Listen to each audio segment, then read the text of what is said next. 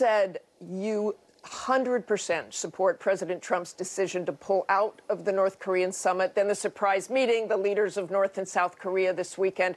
And the president has now expressed optimism the June 12th meeting in Singapore could still happen. Do you think that's a good idea?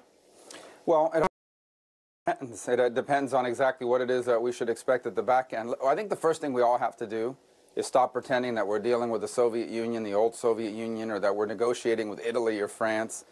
This is a very erratic regime that's very, let's just say, paranoid about the rest of the world, distrustful of the rest of the world. They've never dealt with outsiders. They don't have an established diplomatic corps. They've never done that on their end. They have no history of it. And number two, we have a leader in Kim Jong-un who has almost an emotional attachment and a personal psychological attachment to these nuclear weapons. They make him feel prestigious. They make him feel powerful.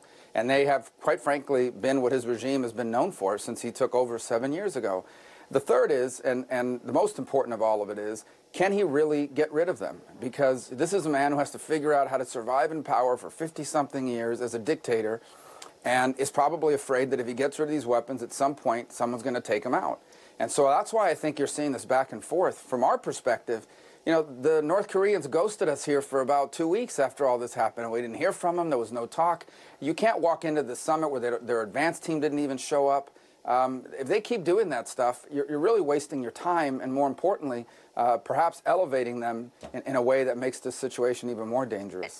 And you tweeted something on Friday that was interesting along those lines. Kim Jong-un stays in power through force and deception and believes nukes give him prestige and reduce chances of a U.S. attack. He never wanted a nuke deal. He wanted as much sanctions relief as possible without giving them up. Unfortunately, the options on dealing with him are narrowing.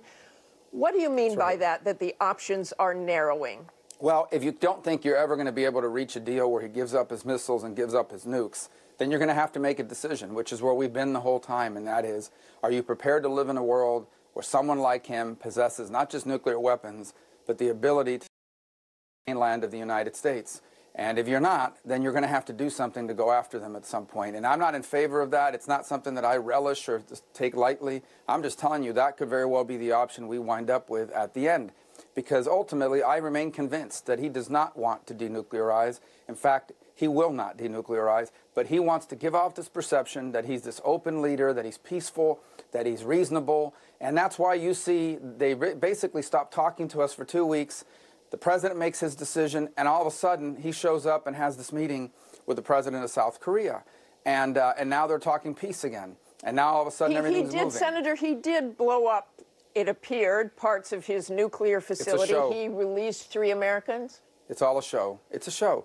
Released 3 Americans that were innocently there, blew up a facility that was probably already damaged, with plenty of other facilities. Plus, here's the bigger point. The facility he blew up was a testing site.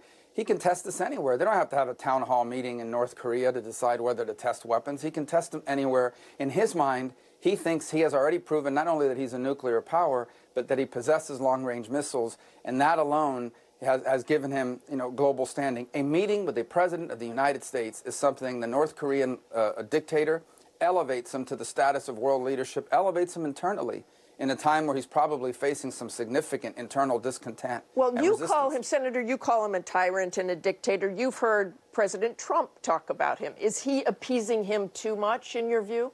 I think President Trump is trying to figure out how to get this guy to a negotiating table so they can negotiate. And I think his strategy, by and large, has unbalanced. It basically left the North Koreans off balance. They are usually the ones that are out there doing this sort of dramatic action and this sort of unpredictable action to set everybody off. The president has given him a taste of his own medicine. It's a style we've never seen in a presidency before, but it seems to have at least, knocked of balance. I can imagine that for all these years, North Korea has been used to dealing with traditional politicians. I give the president credit for that. But ultimately, there's got to be a deal. That may be what sets the conditions, but ultimately, now that there have to be a deal, but it has to be verifiable. That is a very difficult thing to accomplish with a country in North Korea that has no history of diplomacy, no history of negotiations, and no one around that's ever done this before. I want to get to